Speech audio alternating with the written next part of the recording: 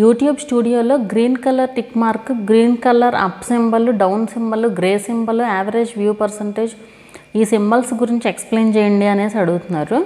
మనకి YouTube studio యాప్లో arrow marks ఉంటాయి కదా, గ్రీన్ కలర్ అని, లేదా ఒక్కొక్కసారి గ్రే కలర్ అని, ఒక్కొక్కసారి ఏం బాగా తక్కువ అని చెప్పి రెడ్ కలర్ కూడా ఉంటుంది కొంతమందికి అయితే. అవన్నీ ఎందుకు వస్తుంది అంటే మన వీడియో పర్ఫార్మెన్స్ మనకే చూపించడం అనమాట. అది 10 వీడియోస్ ర్యాంకింగ్ తీసుకుంటుంది కదా యూట్యూబ్, అది మన వీడియోస్ ర్యాంకింగే. మనం ముందు 10 వీడియోస్, ఈ వీడియో కంటే ముందు పోస్ట్ చేసిన 9 వీడియోస్ ర్యాంకింగ్ కలిపి మనకి అక్కడ ర్యాంకింగ్ అనేది కనిపిస్తూ ఉంటుంది కదా. సో మీకు గ్రీన్ కలర్ ఉంది అంటే కనుక మీరు ముందు పెట్టిన 10 వీడియోస్ కంటే ఇది బాగా పర్ఫామ్ చేస్తుంది ఈ వీడియో అనేసి అర్థం.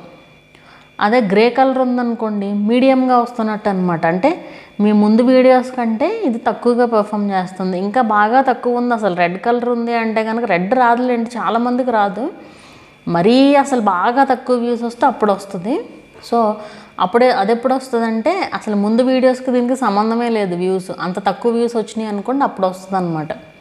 సో అది డిఫరెన్స్. దానివల్ల మనకేం ఇబ్బంది లేదు. మనం ఏంటంటే చూసుకోవడానికి, మన ఛానల్ అనలైజ్ చేసుకోవడానికి అనమాట. ఇవన్నీ అనలిటిక్స్ అంటే ఏంటి, మన ఛానల్ని అనలైజ్ చేసుకునేవే అనలిటిక్స్. మన ఛానల్ ఎలా గ్రో అవుతుంది, ఏం చేయొచ్చు అని మనం అనలిటిక్స్ ద్వారానే తెలుసుకోవచ్చు అనమాట.